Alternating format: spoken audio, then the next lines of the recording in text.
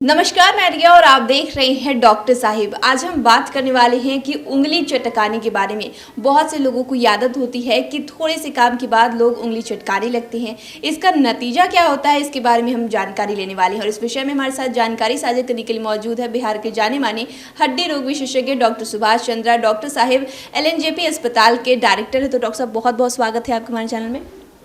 नमस्ते। आज हम आपसे जानकारी लेने वाले हैं कि देखा जाता है कि थोड़े से काम के बाद या बहुत से घर में भी देखा जाता है कि लोग उंगली चटकाते हैं। तो उंगली चटकाने के बाद उन्हें क्या समस्याएं होती है जो लोग ज़्यादा ऐसा करते हैं? देखिए, उंगली चटकाना एक आदत है। ये आदत से आदमी मजबूर हो जाता है और उसको शुरू से ही उंगली चटकाता रहता है, तो उंगली चटकाता रहता है। उंगली चटकाने से कभी कभी गंभीर समस्याएं आ जाती है, जैसे उंगली ये चटकाने के समय नहीं बज रहा है, वो नहीं बज रहा है तो उसको और टेढ़ा करता है और टेढ़ा करता है। ऐसे में उसके लिगामेंट पर तनाव पड़ता है और उसको दर्द महसूस हो सकता है। तो मेरी समझ मान लें कि उंगली चटकाना एक हैबिट है। इस हैबिट को मनुष्य को छोड़ना चाहिए। ये अपने किसी भी व्यक्ति के लिए अच्छी बात नहीं है। तो मेरा तो सुझाव ये होगा कि धीरे धीरे, एकाएक तो कोई नहीं कर सकता है, लेकिन धीरे धीरे ऐसी बुरी आदत से आदमी को इजाद पाना चाहिए, छुटकारा लेना चाहिए।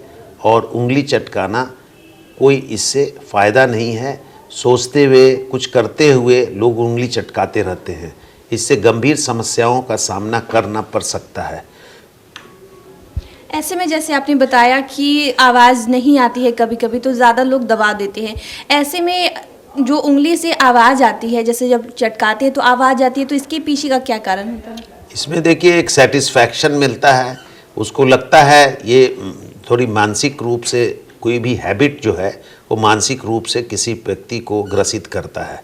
उसको वो आवाज़ जो आती है उससे उसको एक सेटिस्फैक्शन मिलता है। इसलिए इस चीज़ को नियम पूर्वक, वो नियत हमेशा उसको दोहराता रहता है, करता रहता है। लेकिन हम लोग, मेरा एक मैसेज है आपके माध्यम से कि ऐसी आदत से आदमी को बचना चाहिए और वो इस प्रक्रिया में संलग्न ना हो करके स्वस्थ जीवन की कामना करनी चाहिए। उंगली नहीं चटकाना चाहिए। जैसा कि आपने बताया कि ऐसा लोगों को ये आदत छोड़नी चाहिए। कई लोग होते हैं चाह के भी नहीं छोड़ पाती हैं, तो उनके लिए कोई उपाय हो सकता है? अब देखिए, महज उनके अवेयरनेस करना सबसे बड़ा ज़रूरी है। आपका ये प्रोग्राम अगर वो देखेंगे और इसके प्रोग्नोसिस को समझेंगे कि इससे वो कभी कभी गंभीर समस्याओं में फंस सकते हैं, ऐसी उनकी जानकारी में नहीं है, तो इसलिए वो इस चीज़ की ओर आकर्षित नहीं होते हैं और उंगली चटकाते रहते हैं।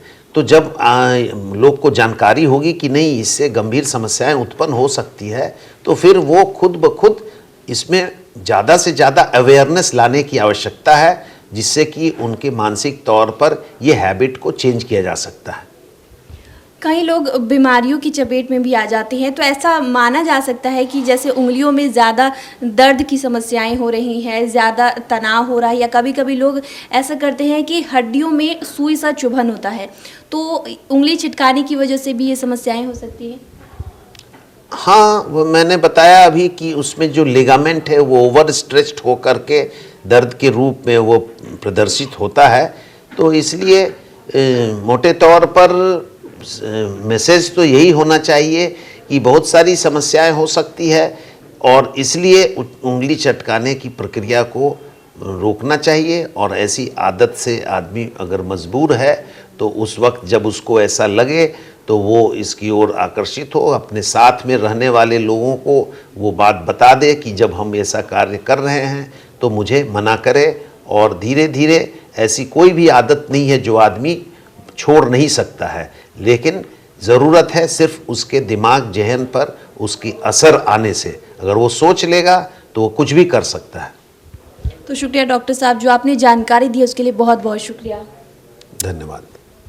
तो आप डॉक्टर सुभाष चंद्रा को सुन रहे थे, जिन्होंने उंगली चटकाने की गलत आदतों के बारे में जानकारी दी है। लोग अपने उंगलियों के साथ कितना गलत कर रहे हैं उसके बारे में जानकारी दी है। इस विषय में आप क्या सोचते हैं हमें कमेंट कर जरूर बताएं। चैनल को सब्सक्राइब करें, फेसबुक पेज को लाइक करें। साथ ही डॉक्टर साहब से आपके क्या सवाल है हमें कमेंट कर या मेल के माध्यम से भेज सकते हैं। वीडियो देखने के लिए आपका शुक्रिया।